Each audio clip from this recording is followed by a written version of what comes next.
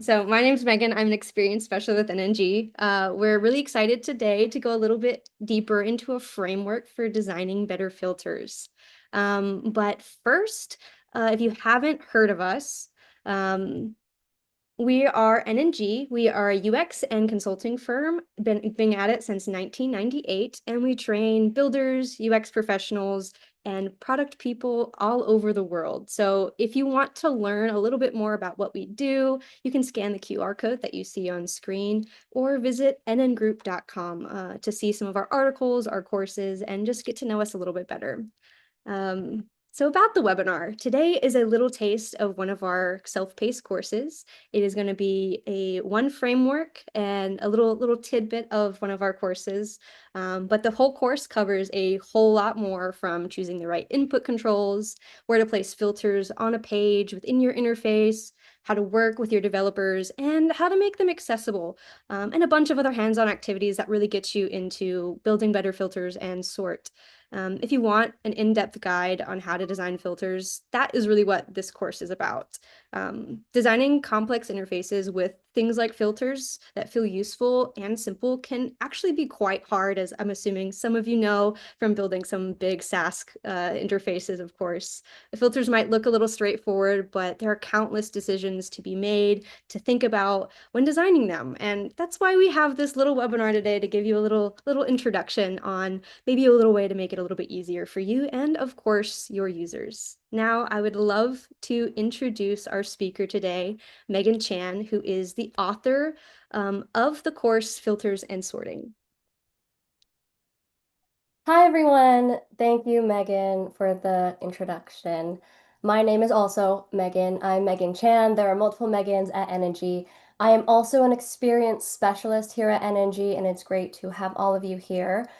To introduce myself a little bit more, at NNG, my work surrounds emerging technology like AI, also storytelling and UX, and interaction design. So, on the interaction design side of things, we've been studying filtering and sorting for decades at NNG, but lately I've been building out our research on that a little bit more, looking into filters, how exactly users find what they need within a set of results, and how we can design good filters and sorting experiences so that our users can achieve those goals, find what they need on our interfaces. And my recent work at NNG has turned into this filters and sorting complete design guide that Megan Brown just mentioned on the previous slide. So today I want to share one of my favorite frameworks from that self-paced course. It's called the PrEP framework. And along with the prep framework, I have a few more tidbits for you today as well. More specifically, here is what I have for you today. Here's what we're going to be covering together. First, the importance of good filter design. Why should we care in the first place? Then we'll walk through a framework for designing filter categories and values, and that framework is the prep framework. And then third, I will open it up for Q&A at the end so we can get into any questions that you have.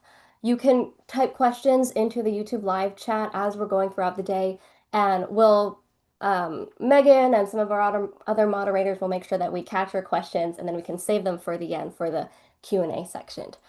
And before we get into this first section, I do want to acknowledge something about AI, because I know you might be thinking, can AI help us with this process of designing filter categories and values? And the answer is definitely yes, it can. I also teach the AI for Designers class at NNG, and AI can be a great thinking partner for generating these types of things like filter categories and values.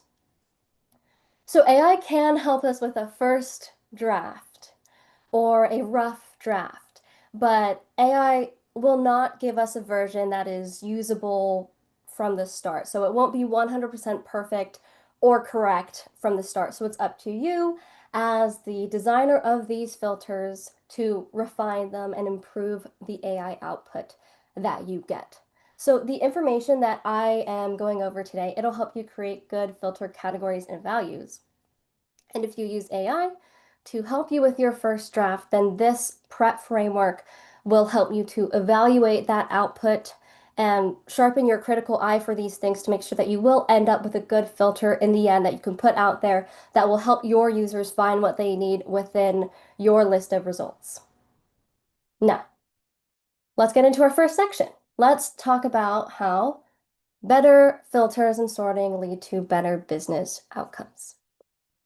The filtering and sorting features that you offer will directly impact whether users can find what they need within your product. And if a user can't find what they need on your interface, then that's a design problem, yes, but also it's a business problem too. So let's look at this example together. I want you to imagine that you are shopping online and you're shopping for a birthday gift for your friend. A few things about your friend, okay? So your friend is into self-care. She's kind of a homebody. She loves candles, specifically candles with floral scents. And her birthday is coming up in a few days. You're a bit of a procrastinator on this gift, but you need to get this gift quickly. And with all this in mind, you set out on your quest to find a good gift, ideally under $25, that's your budget, and you only have a few minutes on your lunch break. So what you do is you open up a website. You land on this e-commerce site that sells home goods. And you type in scented candle. You get about 100 results, or 65 results, it says. In an ideal experience, you'd filter by price, under $25 because that's your budget. You want something that's in stock now so it will arrive on time. And she likes floral scents, right? So you want to filter for that too. But looking at this interface here, you can't do any of that. Instead, this is what you see. There are so many options, some that are on the expensive side, some that are on the cheaper side, but you have to weed through all these options yourself. And that is really time consuming and very effortful. So, you look through these, you see a few candles that are under $25, and then you filter for $75 because that's all you could do, but you still have dozens of options. So these filters barely narrowed your set. For the color filter here, that's not really relevant to scented candles, right? You don't really care what color it is. It could be whatever color. And again, that might just be a filter lingering there from a different product on this same site, but it's not necessary here. And you don't really understand this scent filter on the bottom here. The names are pretty confusing. So what you do is you scroll through, you look through a little bit, but there are still too many options to choose from. And then after that, your lunch break is up. It took way too long, and you're just going to close out of this site altogether. You'll probably go to your local boutique in your area after work and buy it from there in person instead. So what happened here? Well, because of this experience, you left. And because of that, the site lost a sale. And when this happens hundreds or thousands of times, that's a lot of revenue lost, right? So when filters don't work, when you can't find what you need, when users can't find what they need on a site, then they leave. So abandonment goes up. Or something else that could happen is your support team gets overwhelmed. Support tickets will go up because people can't find what they need on their own, and they'll need help just to get a simple task done. Or if your user doesn't have the time or the focus, then they just won't complete the task at all. And then they'll show up to the birthday party empty-handed, and that's not great either, right? You need a gift. So this is the cost of bad filter design. And filters design is important in e-commerce, like we just saw in that example. But this also affects interfaces outside of e-commerce too, of course. This isn't just about candles. For example, if we're thinking about a SaaS dashboard like Zendesk here, how many of you out there use Zendesk at work? You need your filters, right? If your filters don't work, you can't find the data that you need to complete your task and do your job. Or outside of work, healthcare. Let's think about healthcare portals. Someone might not be able to find a provider that takes their insurance or that speaks their language if the filters can't help them. And in healthcare, the stakes are extremely high. Users of these healthcare portals also might vary in levels of tech savviness. So you might have an older adult who needs to get healthcare, find a provider for a certain thing, but they can't because the filter is so confusing. And I mean, just in my life, I've helped my grandparents with their healthcare portals every time they need to access it because they can't figure it out themselves. And it shouldn't be that way, right? Now, also another example, filters are also important for job boards. Maybe you've experienced this firsthand. A candidate needs to be able to surface and find listings that are actually right for them, right? Because filters are important here. There are always so many job descriptions on LinkedIn, and you need a filter to see what is actually relevant for your experience. So what we're seeing is filters show up everywhere. And the stakes for the interface being able to help users find what they need go way up when it's a healthcare portal or a job board, because at this point it's your user's livelihood, right? But unfortunately, bad filter design is a very common issue. But why is this such a common issue? Well, let me tell you. It's because filters are very hard to design and deceptively hard to design because filters seem so simple. They're really common. We see them all the time, just like a list of options for our users, right? But there are so many decisions behind making a filter interface. And the advice out there online is really scattered. I know, I've looked. There might be like a blog post here or a pattern library over there, but there's no single place that pulls all of this together. So that is the gap that we have been trying to fill with the self-paced course that we mentioned at the beginning of the course. And today with this webinar, I want to give you one framework that you can start to use immediately at work when you're designing filters. So let's get into that framework. It's called PrEP. It was developed as part of NNG's self-paced filters and sorting course, and it gives you a way to evaluate and improve your filter categories and values that you offer. A lot of foundational decisions happen at this level where you are designing filter categories and values, when you're choosing what you're going to allow your users to filter by.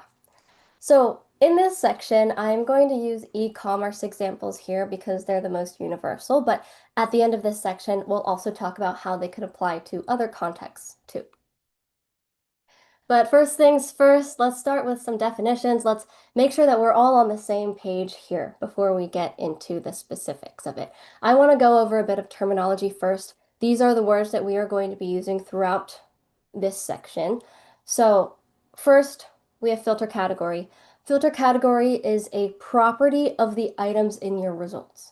So you could think like price or brand or scent if we're thinking about candles. So that's a filter category. And then on Sports Basement's website, you can see that the filter category is activity. When you're browsing by sports shoes here on sportsbasement.com, you can see that activities that you can filter by are running, soccer, biking, climbing, basketball. Those are the filter values. Each category contains filter values. So basketball, fitness, climbing, those are filter values. And that's how we're going to be describing and talking through these filters today. Now, let's move on to the PrEP framework now that we know what a filter category is and what a filter value is. PrEP stands for plain language, relevant, expected, and prioritized. Each letter here is a quality that you want your filter categories and values to have. So we're going to go through each one here, and I'm going to show you e-commerce examples of what I'm talking about. And again, if you have any questions as we go, you could type them in the YouTube live chat. So first, the first P in our PrEP framework is for plain language. When you are designing your filter categories and values, you want to design around the words that your users actually use in conversation in their day-to-day life. You want to make sure that you're not using any jargon here. So here's an example from a website that sells athletic clothing. They have this color filter here. And some of the options that you might see are, let's look at this together. You might see bittersweet, dotty, peach papaya. You could take a look for yourself here, but I want you to think about this.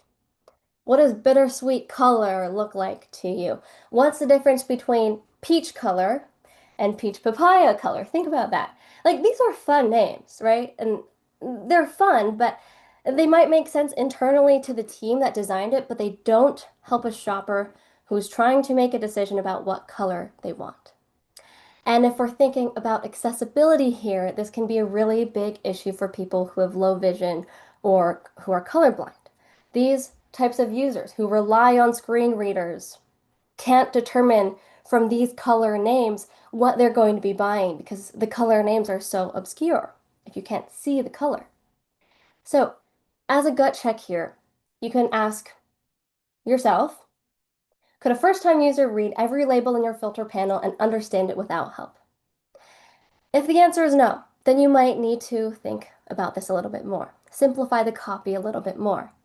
Colors like red, blue, green are perfectly great. They're universally understood and they're much better for filter values rather than bittersweet and dotty and those types of ambiguous names. Okay, so that's the plain language part of our framework. Now, moving on to the second part of the prep framework, R is for relevant. So this section states that you only want to show filter categories and values that are relevant for the task, that matter for the user's decision. Because you probably have so much data in your system. There are probably so many things that you could filter by. Like I've seen sites out there that just expose a filter category because they have data on it, even if the user probably won't use it and doesn't really need it. On this site, there's a collection filter. This is also an active wear site. And they have options like soft motion and enhanced lift and seamless and mellow and precision. And those are internal product line names. They don't really help me decide what to buy. So here, you can ask yourself, are any of your filters there because the data exists and not because users actually need them? If the answer is yes, then cut them out. But I will say that with this is very nuanced. Filter design is very nuanced.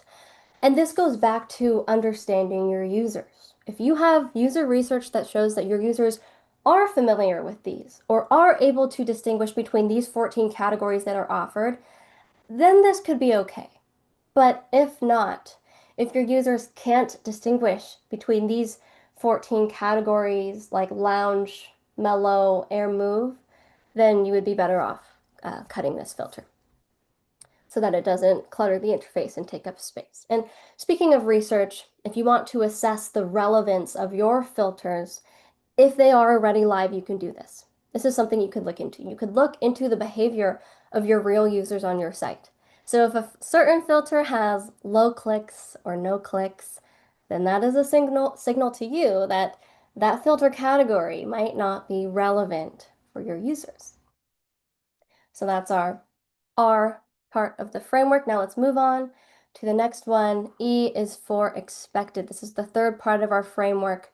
We want our users to be able to understand what filter values they will see inside of a category. So when a user looks at a filter category name, they should be able to predict what values will be inside without having to open every every filter category. So here's Amazon's mobile app here. And let's look at this together. First, let's see what we have here. Before I play the screen recording, we have a good number of filter categories here. As I play it, I see TV features, and as the screen recording goes, we can see there are a lot of filter categories here. There are TV features, HDMI ports, and then also the second category for features here. Now, clicking into these different categories, what would you expect to see under filters? The problem is that many items listed in this features category are technically, could be dispersed into other categories too. Because they have a category for screen size, they have a category for resolution. Those are all features already. Smart TV capability is a feature already. And those already have their own categories, is what I'm saying. So what is left in this dedicated features category? Maybe it's a catch-all for whatever didn't fit elsewhere, but whatever it is, I'm unsure what I would see if I clicked into this filters category. Your filter category name should be able to help users predict what will be inside without having them click into every single category to reveal the values. Especially on mobile, each tap requires more effort for the user and increases interaction costs. And I will also say that many things go into this expected category of the framework. We see that there's a features section here, but there's also a TV features category up top, and it's not clear what the difference is. So those should likely be combined to clean up the filter, especially because there are so many options on Amazon here. Overall, users should be able to look at the filter category names and predict what filter values they will be able to see inside, so they don't have to check all of them themselves. And as a gut check for this one, you can ask yourself, would a user be able to predict what's inside the category without seeing the values first? Okay, moving on to the last letter. P is for prioritized. The order of your filters as you present them is a design decision in itself. You don't want to just default to whatever order your database spits it out. You want to be strategic about this. Put the filters that help the most users at the top of the list. If you're unsure what those filters are for your organization, then you could do some research to figure that out for yourselves. Figure out what those might be. So in our example here, Airbnb prioritizes their filters. When you are looking for places to stay, you'll see recommended or popular filters up at the top. I assume this is based on popular filters or my previous activity, and that makes sense. And then as you move down, you'll see that you can filter by type of place and then price and number of rooms and beds that you're looking for. And then as you scroll down, you'll see more niche filters that will still help users, but maybe a smaller group of users, like choosing the host language and accessibility accommodations or accessibility features there. They'll still help users, but probably just a smaller group of users. And we can put those towards the bottom of the list. And for this one, you can ask yourself, do the filters at the top of your list help the most amount of users? Are they broad? Are they useful for the highest number of people, the most people? And that is the prep framework. So just to summarize, when you are designing your filter categories and values, you want to make sure that you are using plain language. Make sure that the copy that you use in your filters matches the language that your users use in their lives. You don't want to use any internal jargon in your filters. Make sure that they are relevant to your users. Only provide filters that matter for the decisions that your users are making. So you don't need to expose every filter that you have data on. You want users to also be able to predict what is inside each filter category before they open it. And then once you decide what to show in your filter categories and values, then you want to prioritize them. Put the filters that will help the largest group of users towards the top and more niche filters towards the bottom of the list.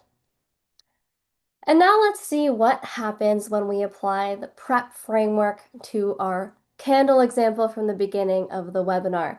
Do you remember that candle example? Remember we're shopping for a birthday gift for a friend? That same one. Let's run through that example with prep.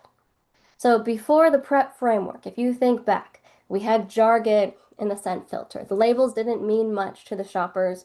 We had irrelevant filters that were cluttering the filter panel, like color for candles, and the price ranges were too broad, so they weren't useful to us.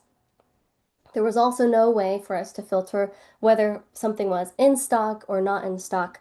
So let's think about this. Let's see what happens when this experience is cleaned up using the prep framework. So, same scenario, right?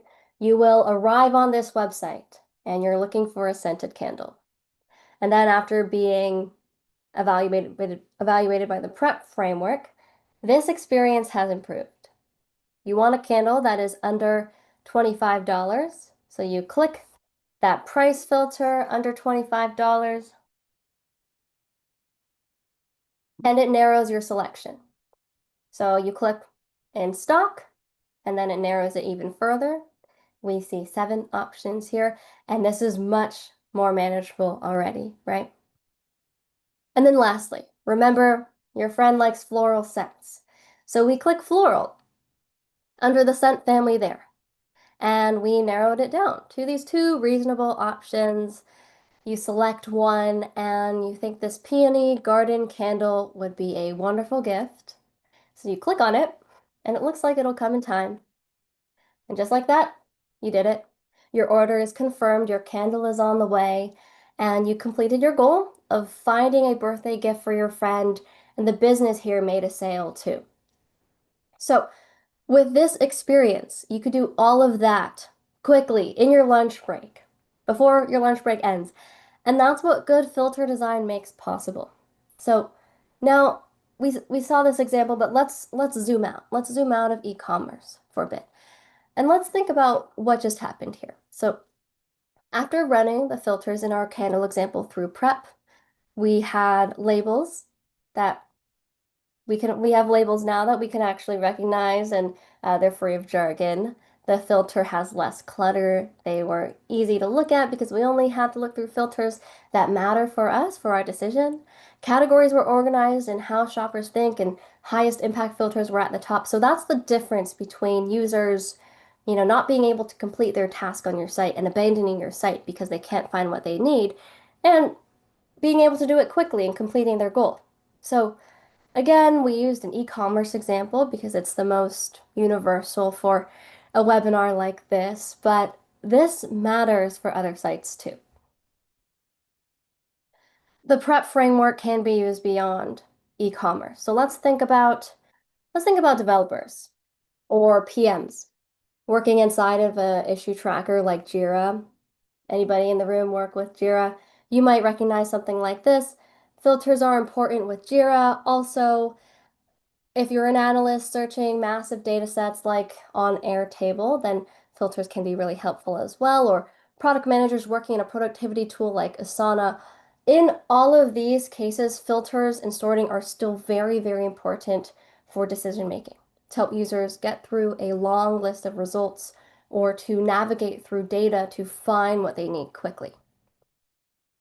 And when these filters don't work well, then people waste time scrolling or hunting, or they just give up. And actually, a designer that I know told me that a tool that she was using didn't have good enough filters. The filtering and sorting capabilities weren't matching up with what she needed. So what she did was she just exported a raw CSV so that she could import it into Excel and just use the filtering functionality in Excel. And that's a workaround. It works, but it does take a lot of effort, especially if you have to do this regularly. It's a lot harder. So let's make sure that we are designing filters and sorting experiences that help our users find what they need within the tool that they're working with so they don't have to find a workaround like that and put a bunch of effort in to export it and use Excel and go through that whole journey. All right. Well, thanks for sticking with me through that framework. That wraps it up. And I also have a takeaway for you, a freebie, if you will. Let me show you how it will work. But if you click on, or if you scan the QR code here, it should also work on your phone. But this is just an interactive handout that you can use. If you scan your QR code here, it'll take you to this. And this is what it looks like. You can go through the prep framework here. You can look through the screens that we have for you to identify what might be wrong in terms of plain language or being relevant or being expected or prioritized. You can apply fixes and see how it would be fixed here and move on to the next part of the framework. So feel free to explore that on your own time. Feel free to share it out with your colleagues if that would be helpful. I just want to make sure that you have this here. And I think Megan Brown will also put it in the chat or the description later on so you can find it. Thank you, Megan. And just to summarize, prep is a really good starting point for designing filters, for designing filter categories and values. Once you have your categories and values, once they're set, then you're ready to move on to other decisions related to filtering and sorting. Like, where should my filters live on the page? Should I have a horizontal filter, or should my filter be in the left rail? Should they be dynamic, or should they apply all at once? How should they behave? How do we hand this design off to our developers in a way that helps them accurately build out this filter? How can we prototype filters? That's a really difficult one. In Figma, it has been historically been really difficult to prototype filters, but with new tools like AI prototyping tools, it makes prototyping filters with a lot of data and a lot of states a lot easier. And how do you make sure that your filters are accessible for people with different abilities and backgrounds? So if you are curious about these types of things, then you can check out the full self-paced course. In the full self-paced course, there are 25 modules and you can learn at your own pace. In this course, we start with a section on just going over a summary, just an intro on filters and sort. Then we move into design decisions specifically related to sorting before talking about design decisions related to the filtering system and the filtering interface. And then finally, the course wraps up with a section on technical considerations so you can work with your developers and figure out how to prototype these experiences out. And then throughout the course, you'll also be completing activities along the way. Each activity builds on the previous one. So by the end of this self-paced course, you'll have a full filtering experience and a full prototype that you can show to others and actually use. But thank you so much for joining us today. That wraps up my portion of the of this talk, and that wraps up our section on filters and the prep framework. Now I'll pass it off to Megan Brown to wrap it up and start the Q&A. Yes, yes. So first off, before we start the Q&A, we put together a little bit of a discount code for you guys just for this webinar. So feel free to use Megan's code for her course that you can see here on the slide, Megan30 for 30% off her self-paced course. It does expire in 7 days, so that's August 5th. It's going to be 12 p.m. Pacific time when that officially expires. So make sure that if you're interested in using the discount code, please try to do it before then. Just as an FYI, when you're using our website, you won't be able to see the price until you create an account with us. But you should be able to simply create an account, buy the course, and use the discount code. And we would be really excited to let you to see you go through that course. Now, if you do have to drop off, thank you again for spending part of your day with us. But we can go ahead and dive into a few questions. Let's do it. Yeah, first, thank you for everyone who submitted a couple questions in advance. We'll start working on those, but make sure if you have any questions as you watched, drop them in the chat and we'll make sure to filter them through. Okay, Megan. So first question that we have is, how do Sounds you good. measure the impact of filter design? That's a great question. Okay. Yeah, and again, like Megan said, if you have any other questions, you could just put it in the YouTube live chat. But thank you for asking questions beforehand. How do you measure the impact of filter design? There are a few ways to do this. If your filters are already live, or once your filters are already live, you can look at your analytics and they can tell you a lot. So you can see which filter categories people are using, which filter categories people are ignoring. Are people opening a category but never selecting anything in it?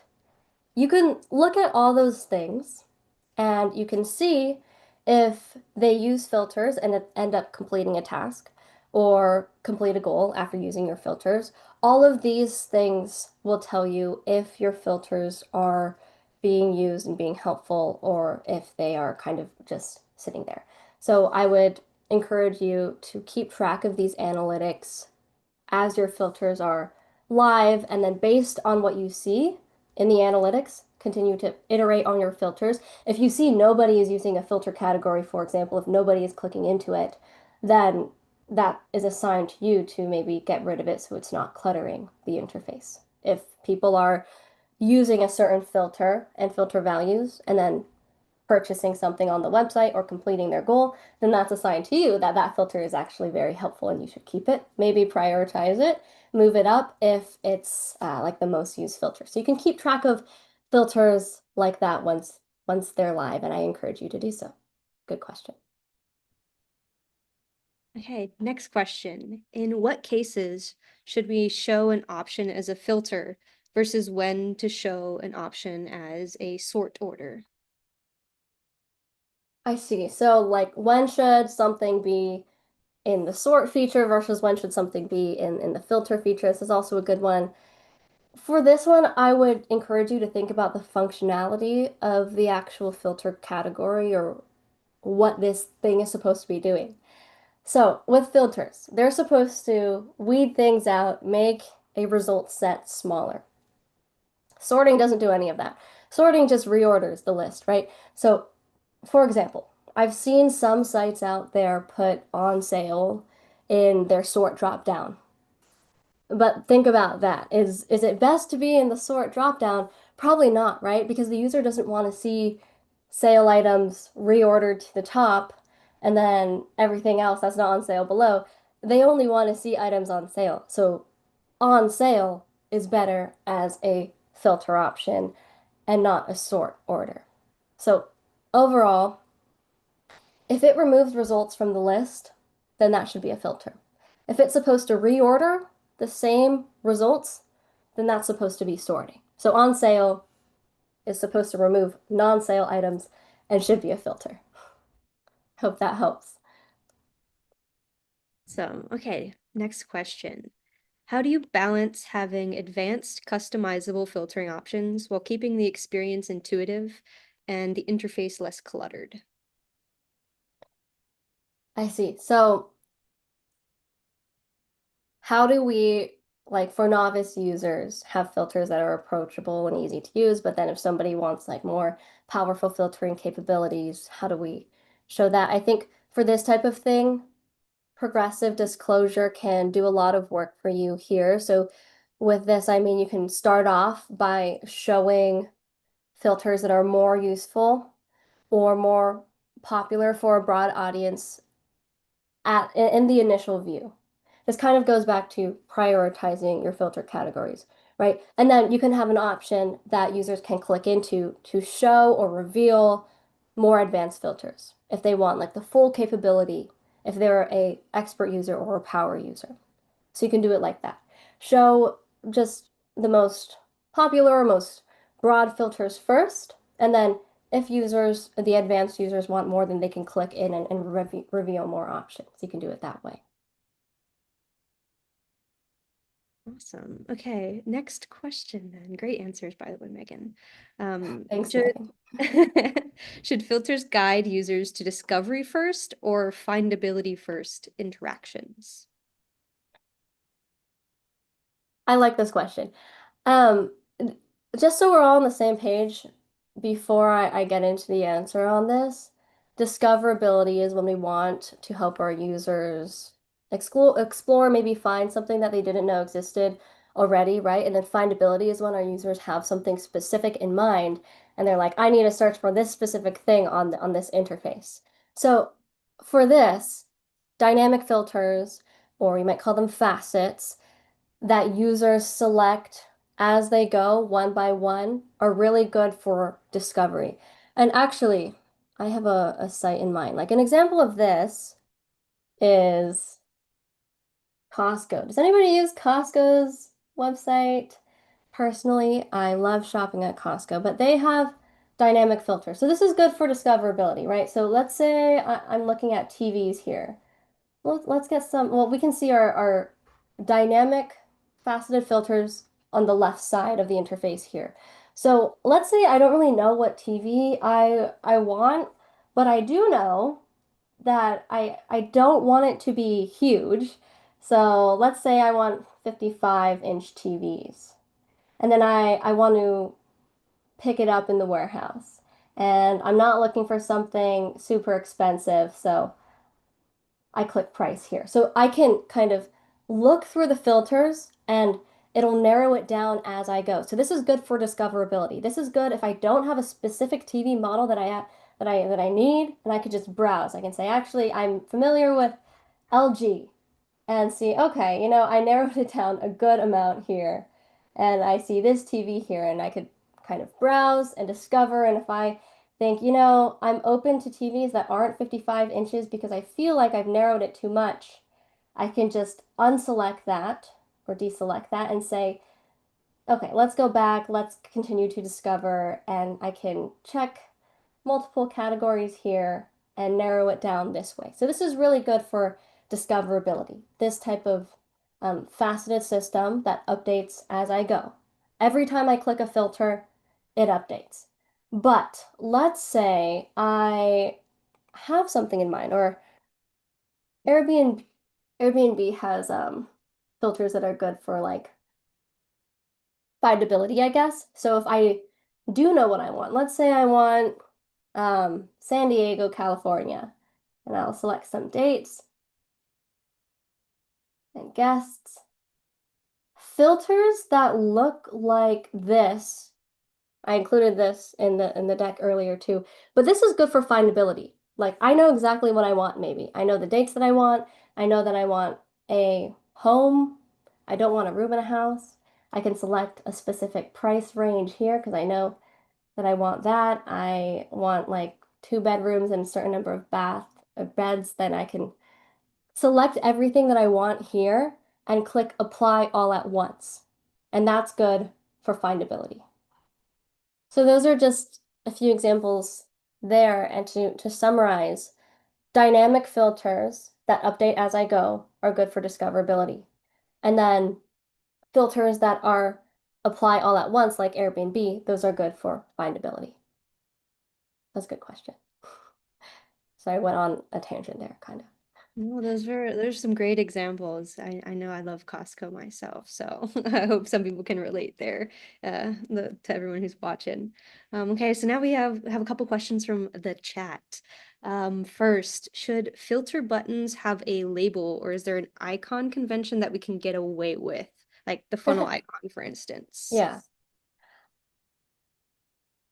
Okay, so we have a expert at NNG named Kate Kaplan, and I've talked to her about this a bit. Let's bring this example up so we can see some icons.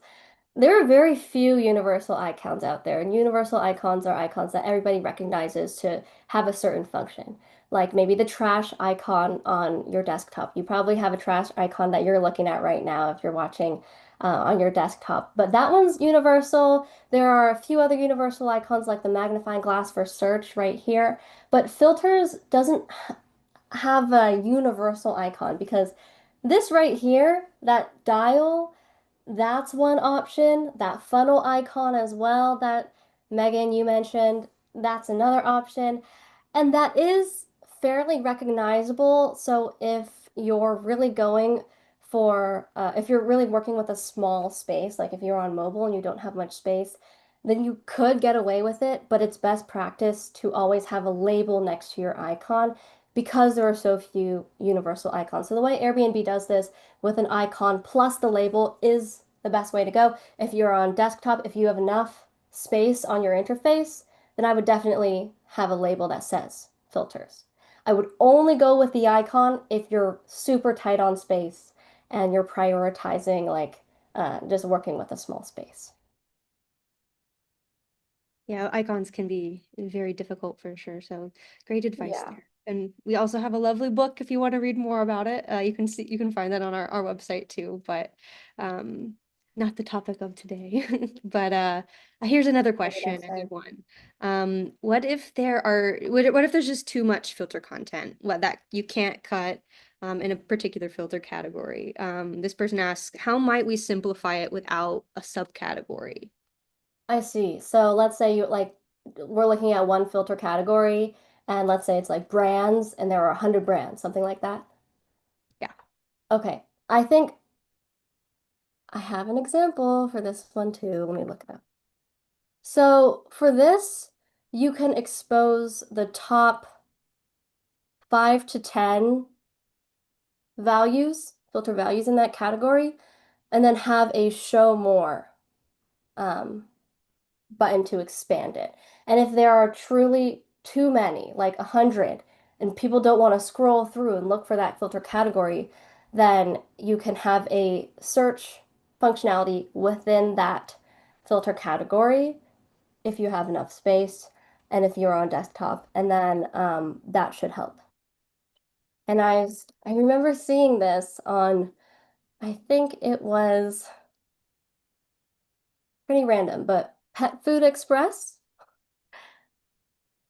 I think it was Pet Food Express or something like that. So yeah, so they actually changed their design recently. I'll just show you so we can look at this together, but they have this brand filter for all these different brands, and there are many more. So it opens up this modal here where you can actually search for a brand because they have so many. They changed this design since I saw it last, so this is one option that you can do if you think this would work, or before they had the search feature up top, which I like more because then you don't have to like open up this whole new thing and then exit out. You can just search right here. So I've seen other websites do that. And that's how you can manage a really long list of filter values. Yeah. I definitely love a search feature when I can't find what I'm looking for. So definitely a Exactly. good thing to try out there. Yeah. And then I think we have a little time for two more questions. And then we can wrap up. But this next Yeah. question, this is about the plain language part of the prep framework, Megan. Yeah. When applying plain language, there could be a user who clearly doesn't understand the terms in a filter category or a value, even though it's like vague for newbies of a group. How do you approach that case when someone might not understand a term that's within a filter category, even though you might need to have something a little bit more jargony? I like maybe in a technical software or like a SaaS interface, something like that.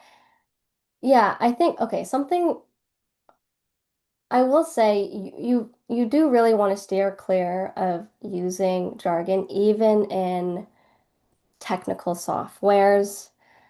If you have an example, whoever asked this question, if you have an example of the type of filter that you're working with, then maybe I can give a bit more specific advice. But as I'm picturing it in my head, your user should be able to understand every single value that you're presenting to them. Because if the user doesn't really understand it, then it's kind of hard to see the point of offering it. If you want, you could put a tooltip next to it and say you can filter by this type of category with these values, and this is why, like, we're providing it. This is how it's useful to you, and this is where you could read more about these different things. But like even if you're in a specific software for people who are specialized, they should be able to recognize the filter values. It's difficult for me to think of a scenario where you need to use jargon in your categories. And again, this goes back, like what I mentioned on in this example too, this goes back to conducting research with your audience too and understanding your audience because if you're saying this filter category with these values, if it, if you know it's helpful, then um, maybe it's not considered jargon for that specific group of people if they understand those values. So this goes back to understanding your audience and making sure that they do understand what you are presenting to them.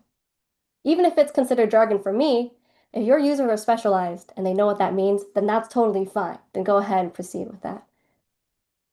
Yeah. And then our last question of the evening. Any general advice for search filters in general? Like anything to offer the group here? Yeah, so I'm thinking back like the Pet Food Express example, like that type of search filter, or something different.